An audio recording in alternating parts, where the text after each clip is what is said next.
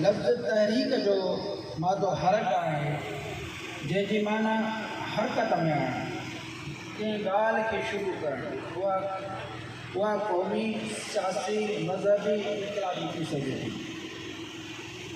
दुनिया में केतिरनि ई तहरीकुनि जा नाला नज़र ईंदा, समाजी तहरीकूं, फ़िक्री तहरीकूं, मज़दूर हारी तहरीकूं, मज़हबी तहरीकूं, इनक़लाबी सियासी तहरीकूं वग़ैरह।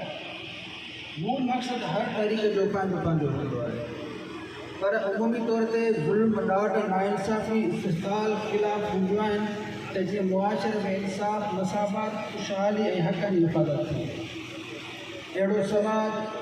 अहिड़ो समाज में सवार ऐं सुधार आणिजे जो तबक़ाती निज़ाम जो फ़र्क़ु ख़तमु थी वञे। बरे सग़ीर पाको हिंद में मुसलमाननि हज़ारे सालनि खां मथे हुकूमत कई, पर आहिस्ते आहिस्ते बुनियादी कमज़ोरियुनि जे करे, धारियुनि जी साज़िशुनि जे करे ॾींहं में ॾींहुं पोइ रहंदा रहिया। ईअं साम्राजी अलगारुनि सां मुल्की वाक़ाऊं फसिजी वियूं। फितरी तौर ते मुल्क जे अंदरि बेशूर, बाग़ैरत, जुरतमंदी जे फ़िक्रनि पंहिंजी धरती ऐं धरतीवासियुनि जे लाइ अलम बुलंद कया ऐं ईअं कई तहरीकूं हलियूं।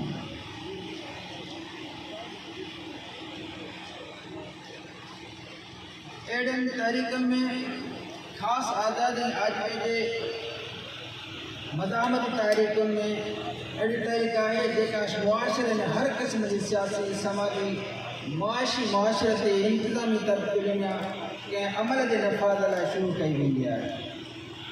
पोइ कॾहिं कॾहिं उन टकराव जी सूरत खे पिणु मौजूदु ॾियणो पवंदो आहे, पर उहे अहिड़ो इनक़लाब बर्पा करे वठंदियूं आहिनि जो कंहिं बि निज़ाम जे असुल खे उखोड़े मोड़े उन जी ॿाहिरीं शिकिल हालत खे तब्दील करे नओं निज़ाम नाफ़िज़ करे वठंदियूं आहिनि।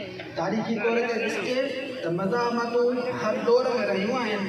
उनजो मुख्य कारण उहो थी सघे थो त इंसान फितरी तौर ते ज़ुल्म ऐं ॾाढ जी सहब जो मुज़ाहिरो कंहिं हद ताईं बर्दाश्त करे सघे थो, पर जॾहिं कॾहिं बर्दाश्त खां चढ़ी वञे त जबल जहिड़े चट्टान सां बि टकर खाईंदे घटी वेंदो आहे। हिते असां ॾिसंदासीं हुर तहरीक कहिड़ियुनि ॻाल्हियुनि जे करे हलाई वई, उन मां बुनियादी मक़सद कहिड़ा हुआ ऐं हाणे असां किथे बीठा आहियूं। हुर तहरीक दस्तूरी, पुरअमन जमहूरियत जे बजाए मुसलह जिदोजहद वारो रस्तो अख़्तियार कयो। उनजी नौबत छो आहे? जॾहिं ॻाल्हि ॿोल जा पुरअमन तरीक़ा ख़तमु थी विया, हुकुमरनि जा ज़ुल्म हद खां वधी विया, जॾहिं धारिया मोहबत भरी धरतीअ ते काहे आया त हिन तहरीक जे जोधनि मुहालो अटकायो। मोट में खेनि अणगणियूं सहूलियतूं सहणियूं पियूं, बाग़ी ॻोठियो वियो, पंहिंजी धरती वासियुनि मुंहुं मोड़ियो।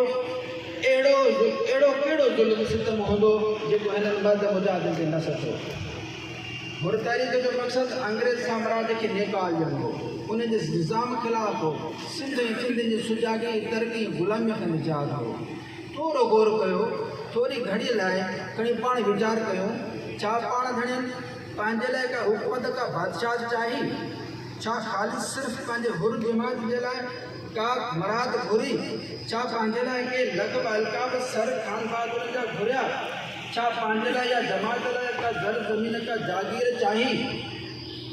जेकर उन्हनि सभिनी ॻाल्हियुनि सवालनि जो बारीक़ीअ सां गौर वीचार कबो त आसानी सां सम्झ में अची वेंदो त सूर्य बादशाह जहिड़ा जवान जेके इल्म इजात जा ख़ुदि ब ख़ुदि पी करवा दरगाह आबाद हुई, का रोक रंडक कान हुई, ज़िंदगी आसान सहज वारी पे गुज़री, अलाह पाक जे नेमतुनि इनायतुनि जी का कमी कान हुई, उहे बि वतन या कफ़न, आज़ादी या मौत जा नारा बुलंद करे उॾारण जा ख़्वाब साबिया करण जी कहिड़ी ज़रूरत हुई?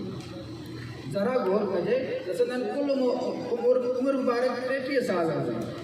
उमिरि जे लिहाज़ खां उमूमन तसवुर उहो हूंदो आहे त 15 सालनि खां बलूगत वारी उमिरि काउंट कई आहे, बाक़ी 18 साल बचंदा। हिननि 18 सालनि में बि 8 साल क़ैद जा जेके कटजनि त बाक़ी 10 साल वञी बचनि था। पाण इन्हनि 10 सालनि में एॾी वॾी ऐं ताक़तवर हुकूमत ख़िलाफ़ जो असां जंग जोड़े, जंहिंजी हुकूमत जो सिज न हलंदो हुजे, उन सां टकर खणण का आसान ॻाल्हि त न हुई। बेड़ी चनि वारो वचन पाणू हो, धरती खे निजात ॾियारणी हुई, सिंध ऐं सिंधियुनि खे आज़ादु ॾियारणी हुई ऐं बसि। हुरन वक्त जे पहाड़ मिसल हुक्मराननि खिलाफ़ हथियार खणण जा मुख्य कारण ऐं दर्द कथाऊं कहिड़ियूं हुयूं, अचो त उन्हनि मां कुझु के परखियूं ऐं परजूं। जिते हुरनि जे ॻोठनि खे साड़े नास कयो वियो हुजे, हुरनि जे माल तोड़े माण्हुनि खे बग़ैर सबबु ॿुधाए गोली जो निशानो बणायो वियो हुजे, संदन मिल्कियतूं बिना इंसाफ़ ज़ब्त कयूं वयूं हुजनि, हथरादूं कोर्टूं बर्पा करे क़ैदो बंद ऐं मौत जूं सज़ाऊं ॾिनियूं वयूं हुजनि, बिना कंहिं अदालती फ़ैसिले जे सॼनि ॿारनि बचनि खे जानवरनि जीअं लोड़ में बंदि कयो वियो हुजे, ग़रीब बेबोझ हारी मज़दूर तबिके जेको पंहिंजे बच्चनि जे लाइ रोज़ी रोटी कमाईंदो हुजे, रोज़ानो थाणनि ते हाज़िरियूं भरण जो पाबंद बणायो वियो हुजे, जिते अहिड़नि फ़क़ीरनि हुकूमती कारंदनि पंहिंजा ज़ाती कमनि करण जे लाइ सज़ाऊं ॾिनियूं वयूं हुजनि, जॾहिं सदन मुर्शिद मुरबी खे कोर्टुनि में जना जो वकील इंसाफ़ न ॾियारे सघियो हुजे, हर ॾोह बिना जांच बूझ जे हुरनि खाते में हयो वियो हुजे, हुरनि जे थाणनि ते ॾह मिलनि खां परे वारनि फ़क़ीरनि जी हाज़िरी लाज़मी करार ॾिनी वई हुजे, उते फितरी तौरु पंहिंजनि बच्चनि जी रोज़ी कमाइण खे तरजीह ॾेई टकरार जी सूरत अख़्तियार कई। हुरनि पंहिंजे साईं जे तुर्क जे पाबंदी ते पिणु रद्दमल ॾेखारियो, जॾहिं असेंबली में वेठल पंहिंजे धरतीवासियुनि जे लाइ हुरेक जहिड़ा कानून पास कनि जंहिंमें हुरनि ते गोली हलाइण में को लोह न हुजे, मुखी ॿेले ते एॾे वॾी फोर्स जी ताक़त सां हिरोशिमा ऐं नागासाकी जहिड़ा हमला कया विया हुजनि, हुन खां वधीक ज़ुल्म जी कहिड़ी इंतिहा थी सघे, जंहिंमें मुर्शिद हाजी खे जानियुनि बचनि खां वधीक चाहींदा हुजनि, संदन जस मुबारक खे ॾिनो वियो हुजे, जंहिं दरगाह तसोफ़ फेत जा दरिया आहे, झर जंग ज़िक्र ऐं फ़िक्र जूं लोलियूं सेखारियूं हुजनि, उन दरगाह जा घर घाट कोट किला तहस नहस कया विया हुजनि, हुरनि फ़क़ीरनि जी ज़र ज़मीन माल मिल्कियत जाइदाद ज़ब्त करे धारियुनि खे ॾिना विया हुजनि। वॾो ज़ुल्म त उहो जो पाकिस्तान 47 में ठहियो, पर पोइ बि हुरनि खे लोड़नि में क़ैद हुजनि, अंग्रेज़ हुकूमत में लोड़नि जो सऊबत ज़ुल्म ॾाढा ज़बर ऐं गैर फितरी न हुआ, छाकाणि जो उहा हुकूमत बि धारी हुई, पर पाकिस्तान ठहण खां पोइ बि 5 सालनि ताईं क़ैद बंद में रहंदड़ हुरनि फ़क़ीरनि जो हिसाब कहिड़े खाते में वेंदो। हिन मथे ॼाणल थोरी दर्द कथा जी झलक ते गौर कबो त आसानी सां ॻाल्हि में सम्झ में अची वेंदी हुर तारीख़ छो ऐं छा लाइ हलाई वेंदी आहे, ज़रा गौर कजो। वॾी महिरबानी।